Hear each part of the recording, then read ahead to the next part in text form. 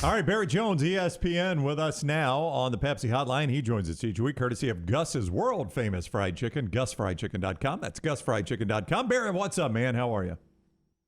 How are we doing, guys? I thought we were about to have a three-way call with Andrew Bone. I didn't know that, but here we go. Yeah, it's a new segment we have here. It's called Face Off, and we're going to let you two debate something. Yes. Well, let's get up. There you go. Yeah, get up for this. All right. So, as a player, how relaxing, I guess, is refreshing was the time between the SEC championship and whenever you started practice for a bowl game or a playoff, or in your case, a BCS national championship game, whatever the case was, how refreshing was that time to finally get a chance to Hill? Yeah, it was definitely nice. And obviously, the later you play, the more time you have. And there were a few times where we had, quite a decent long layoff. And so it was definitely a reset. And, Coach Saban kind of treats it as a miniature season, the way he sort of organizes it. So even, the first few practices, even though they're more camp style practices, traditionally in season, the ones get so many more reps than the twos and threes. And then in those first few practices, for the ones, it's more like 50-50 with the ones and twos. So it definitely is a time where you can recharge a little bit, heal up some injuries, kind of go back to the basics. But obviously, if you have a big game coming up, it's still a very intense time. It's not a time of lounging and relaxation and all you can eat buffets. You want to be locked in and still make sure you're staying in great shape for the championship run. Yeah, I was going to ask about the discipline because, it's the holidays. Everybody wants to indulge. And was that one of the things that they told you guys? Hey, look, man, you can't gain any weight when you're away from here. Well, first of all, you didn't really go home very much. I mean, it was, you still have workouts and stuff. So, it's kind of like how we have a supposed off day, on Sunday when everyone comes in and works out and watches film. It's very similar to that, where there's this off time, where you're highly encouraged to work out. So there's a little time where you can be home, but in general, you're still mostly at campus. At least most of the guys were. So I think it's a little bit misleading. It'd be hard to get too out of hand. But yes, it definitely is talked about. But look, I think most guys, when you get to this point in the year, they understand, hey, I got to lock in for a little bit longer. And, now you're really to the time where you have a chance to get remembered as a team. And so most guys, it's a pretty easy sell to get them to stay locked in for a couple more weeks. If you have told the story at dinner or to friends before and never shared it publicly, I'd love to hear your first in-person meeting with Nick Saban in recruiting. Where did it happen? How did that go? And was there someone else in your recruiting life back in the day that sort of blew you away or did something funny when you had your first in-person meeting with a head coach? Well, I got some great recruiting stories. I don't know about my very first time with Coach Saban. I don't remember that quite as vividly. I do remember, that the garage door closer in his office. That's always something that makes an impression. I'm sure y'all heard about that before. And I remember my dad really embarrassed me. And if you know my dad, he asked Coach Saban if he could push it. And that's just Coach Saban said, sure, you can push it. So he handed him the clicker and let him push it. But the one I remember the most probably is the official visit when he came to my house, or not the official visit, but the in-home visit when he came to my house and sat down and had lasagna. And it was probably our first extended conversation, time to really talk and hear about the vision of what the program was like. And that was probably the time where after he left, I really knew that's where I was going to go to school. So that was a big moment for me. Do you listen mostly then, or was it a conversation where he would tell you something and then you would fire back with him? I fire back. I don't know. I mean, I was in high school, so I was mostly listening. But yeah, I mean, I had some comments and questions and things I would ask him, and my parents certainly had some questions. And yeah, I know you've heard it 1,000 times before, but he's outstanding in recruiting. He really understands the importance of it and puts a lot of emphasis. And those times when you're with him, even though he's so busy, you don't feel that way momentarily. He really he focuses on where he is, and really my parents loved him when he left. They really appreciated him, and I think that we all knew he's going to make me better. I will say that probably my funniest recruiting story, this is a little bit out of left field, that I always tell, and I for a while didn't tell it publicly, but now I don't really have that much to lose. But when I committed to Alabama, everybody was pretty nice to me. I called the coaches before that came out, and I said, hey, I'm committing to Alabama, and this is where I'm going to go. Called Urban Meyer. He was super nice. Called Butch Davis at North Carolina. He was nice. Called everybody else. And the only guy that gave me a hard time was Jim Harbaugh. So I called, he had been recruiting me to Stanford, and I call him, and he says, man, you're making a huge mistake here. Like, you're going to regret this forever. He told me that. And I'm 17, and I was like, wow. I was like, okay, well, I mean, I feel like, I prayed about it. This is going to be where I'm going to go. And he's like, man, he was mad at me. He was legitimately really, really mad. You'll be a perfect fit at Stanford. Like, you're making a huge, huge mistake. And so fast forward, my first game ever was Michigan and Florida at the Jerry Dome in Dallas. And we have the coaches meetings. Keep in mind, it's my first game. I have no clue what I'm doing. I walk in there and sit down and say, hey, Coach Harbaugh, Barrett Jones, good to see you again. And he just looked up from his sheet and he goes, I'm still mad at you. You should have come to Stanford. And I said, Coach, you went to the Niners 2 years later. Exactly. What do you mean? I won 3 national championships. It worked out okay for all of us, But he never broke character. I think he was serious. I think he was still mad at me. So he's an interesting cat now, and it's not fake. He's interesting. So anyway, that was my recruiting story that always stuck with me. But I had a great recruitment. Kevin Steele hung out with me a lot, and he was the guy that really sold me on Alabama as much as anything. And he would come over, hang out, and in a legal way, whatever that was back then. The rules were always changing, and he was great to talk to, and a great guy. Well, you said it was over lasagna when you figured out that Alabama was your destination. Was there a close second?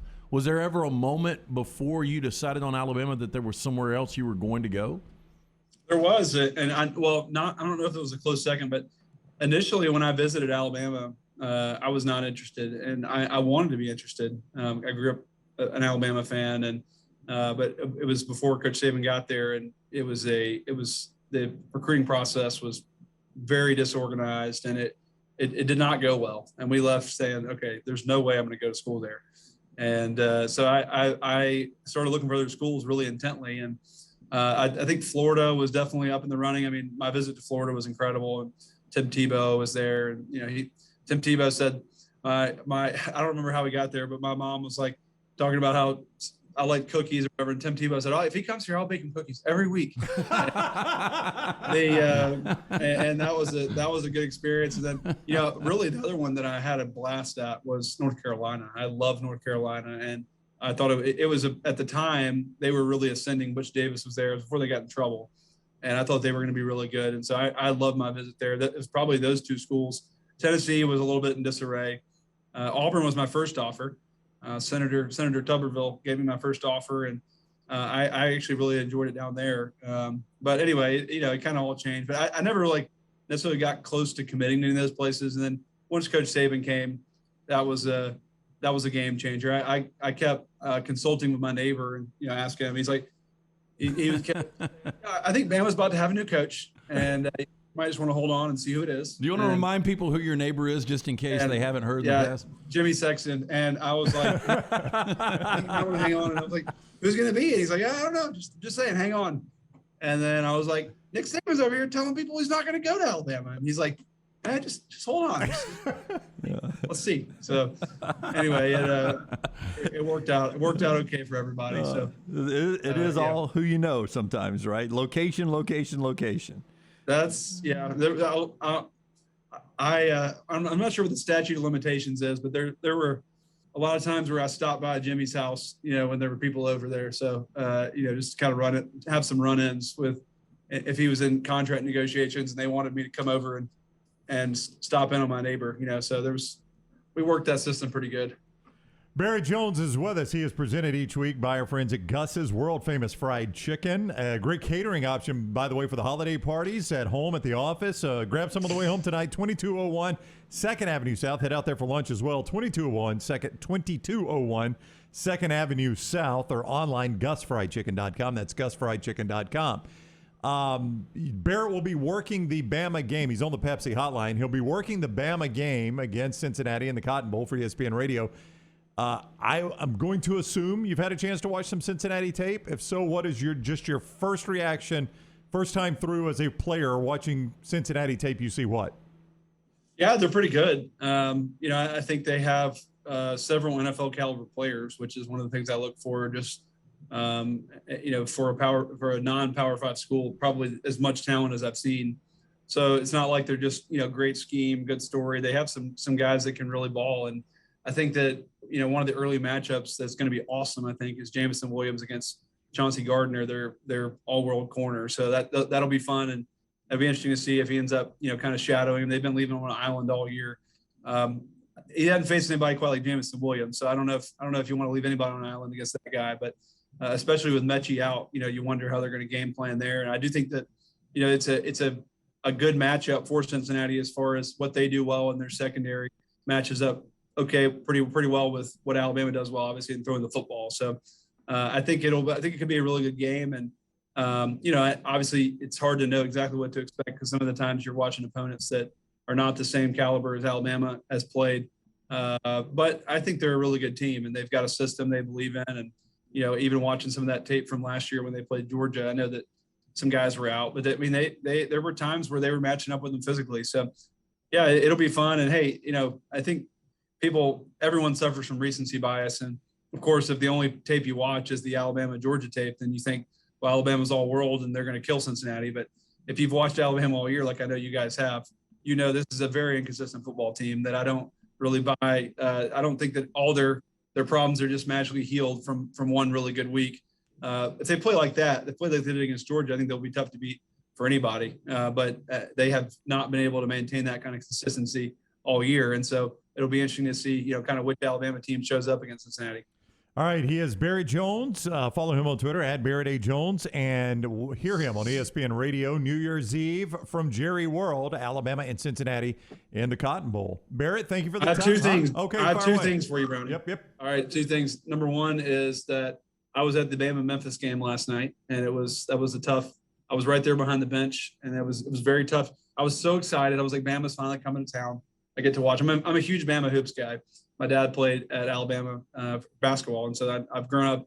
I grew up a much bigger Bama hoops fan than I am a football fan, and so that was a tough night. Getting to a little let down after the two big wins.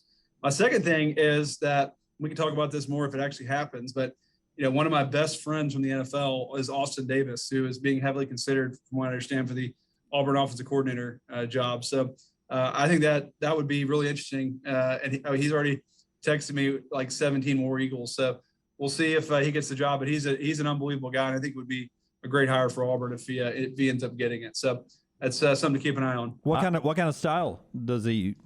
What's his offensive scheme? What's his selling point offensively for the Auburn fans who are listening? Well, that's a good question. He's never called plays before, so I'm sure that's one of the detractors. But he played ball at Southern Miss where they threw it a bunch, and he was set a bunch of records down there when they were really, really good. And we're this close to making even a New Year's Six bowl game at one point. They had such a good year. And so I to be honest with you, I don't know exactly what his offense would be. I mean, he's been kind of like Russell Wilson's guy for the last few years. Russell Wilson's wanted him there in the building and has been his quarterback coach for the last few years. And so he's been around a lot of good systems. It'd be interesting to see kind of which one he ran. But he's a very smart guy that knows football really well. And I think the players would really respond to. So, what do I know about hiring coaches? But he's my buddy, and I think he'd be a pretty good one. Get your neighbor on it.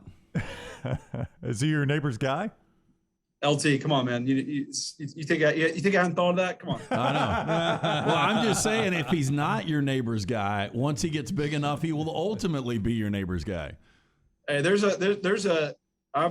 I've Jimmy's come through for me, and there's times where I've come through for Jimmy. Let me just say that. Interesting. I've done some recruiting for him over the years for some after college guys to get him over, and even my parents at times. It depends. You gotta find a way to get him in. So there's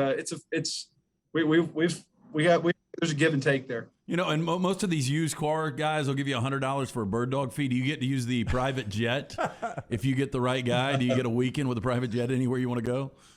No, it's not. Yeah, we keep everything above board, but it's you know, I've flown on that. It's actually King Air, but I've flown on it a few times. So it's, you know, I'm definitely in the dollar category. I'm definitely behind, but I'm also a client, so I still pay him, you know, every year and have for a while. And, you know, and now my 3% is not nearly, you know, what some of the other guys' 3% is. Even though when you know, it's when you become a broadcaster, they don't tell you this, but you go, I had a change in the contract. It's 3% for a player, you know, which is a pretty good deal. It's kind of negotiated.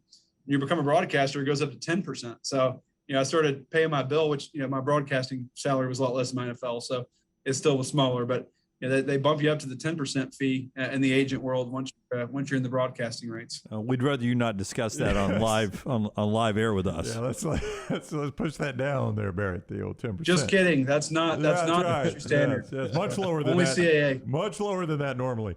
Barrett is presented by Gus's Fried Chicken. Great catering option for your office, family, holiday parties. They cook on site even. Find out more, GusFriedChicken.com, GusFriedChicken.com. Order a family meal for the drive home this evening. Take it home with you or grab lunch there. 2201 2nd Avenue South in Birmingham, GusFriedChicken.com on the web. Thank you, Barrett. So long, Barrett. Merry Christmas, guys. See Hey, ya. Merry Christmas. You too. We're going to do another hit next week, but if you can't do it, that's all right. Merry Christmas. Can I not just say it 2 weeks? Oh, you can. Absolutely. Yes. Absolutely. Merry Still Christmas. Merry Christmas, Barrett. Yeah. Okay, Ebenezer Scrooge. I mean, Yeah. I mean, It's bad. It's golly. bad Santa and the Grinch here on the set. I man. don't see any. Golly. I don't see any holiday flair in the back though. super cheerful crowd. Well, I mean, it's my private office. I'm not flaring up. I'm not on air all the time like you guys. Look right. at our private office. Well, this is our private office. Did you say flare? What is this, office space? 21 pieces You of don't have a flare. flare on. Yes. All right. All right. Thank you, See ya. Barrett. We'll see you. Barrett No. Jones with us on the Pepsi Hotline.